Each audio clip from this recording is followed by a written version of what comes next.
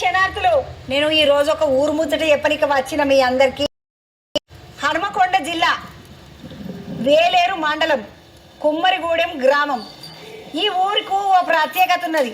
ఆ ప్రత్యేకత ఏంటంటే ఈ ఊర్లో ఇంటికి ఒక ఆవు ఉంటుంది. వాళ్ళ ఆవులు ఎట్లున్నాయి, వాళ్ళు ఎట్లున్నారు, వాళ్ళు ఏం పాలు తీస్తున్నారు, ఏం కథ అన్నర్చుకుందాం పండి.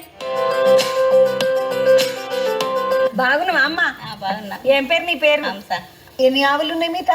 2. అమ్మ వీటికి ఏమన్నా సపరేట్ దానికి ఇట్లా పెడతారా లేకపోతే మామూలుగా? పత్తి చెక్క, పచ్చిగడ్డి, పల్లి చెక్క.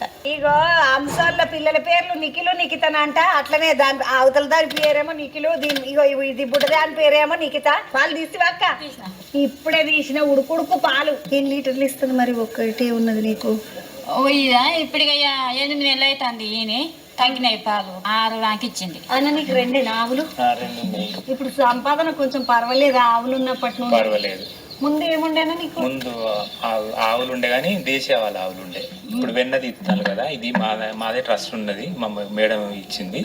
ఆమె ద్వారా మళ్ళీ వాళ్ళే తీసుకుంటారు వెన్న కూడా, మాకు డబ్బులు కట్టిస్తారు. మా నెలకు ఒక 10,000 వస్తాయి. ఇప్పుడు బాగున్నావా అక్క? నీ పేరేమడిది? నా పేరు లక్ష్మి. చాయ్ తాగినావా అమ్మరా? తాగలే, ఇంకా మొక్కవే కడగలే, శాతగాలే. శాతకోలేదమ్మ పాపం. లచ్చక్క పానం మంచిగా లేనట్టున్నది. ఇంకా నీ పేరు ఏం పేరు? నా పేరు లక్ష్మి.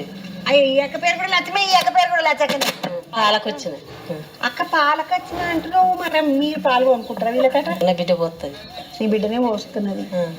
ఊళ్ళకే ఇచ్చినవా అక్క? ఊళ్ళకే ఇచ్చిన. ఖర్చు లేకుండా రోజు పొద్దుగాల వచ్చి ఒక రౌండ్ చూసిపోవచ్చు, ఇది పాలు తీసుకొని పోవచ్చు. నెయ్యి తీసే కాడికి పోదామా అంటే ఇగో యాప చెట్టు కింద అన్నోళ్ళు కూర్చున్నారు. ఎట్లా అనిపిస్తున్నది ఊర్లోకి ఆవులన్నీ వచ్చినాక? ఆవులను వచ్చిన కంటే మేము దాంతో ఎరువుతోటే చెప్తాం. మా కొడుకు పండించే ఇప్పుడు ఆవుల ఎరువుతోటి పంటలు, మూత్రంతోటి దాంతో ఊళ్ళో ఎవరైనా వాళ్ళకరిచ్చినా వాళ్ళకి ఆవు ఉన్నది. నేను కూడా పోత 2 ఆవులను తీసుకొని పోయేటట్టే ఉన్నాను. ఈ ఊరంతా తిరుగుతుంటే అట్లా అనిపిస్తున్నది. ఏం పేరమ్మా? మహేశ్వరి. నెలకి ఇంత వస్తాయి, మేము ఇంత తాగటానికో పెరుగో పాలు అవిసుతో లాభం. అటు పోదాం పండి ఒకసారిగా. నెయ్యి వెన్న తీస్తున్నారంట, ఎట్లా తీస్తున్నారు ఏం కదా? ఒక పారు చూసిపోదాం అంటే వచ్చిన రాత్రి ఆ పాలు మనం కాగబెట్టలేదు. ఇంకా కాగబెట్టలేదు. 7:30 నుంచి 11 గంటల వరకు కాగబెడతాం. కాగబెట్టిన తర్వాత వీటిని తోడేస్తాం. తోడు ప్రాసెస్ మనం తోడేసిన తర్వాత పెరుగు కాగబెడతాం. గట్టి పెరుగు. పెరుగులోకి వెళ్ళి తీసిన పచ్చి వెన్న ఇది. ఈరోజు కాగబెట్టిన నెయ్యి. ఇంకేది గడ్డ కడితే ఇలా ఉంటుంది. గుప్పుడ వాసన వచ్చింది, నెయ్యి వాసన. అన్న ఇది నెయ్యి ఎట్లా అమ్ముతున్నారు? వెన్న ఎట్లా అమ్ముతున్నారు? 3,000 రూపాయలకు కిలో నెయ్యి. పచ్చి వెన్న అయితే 2,500.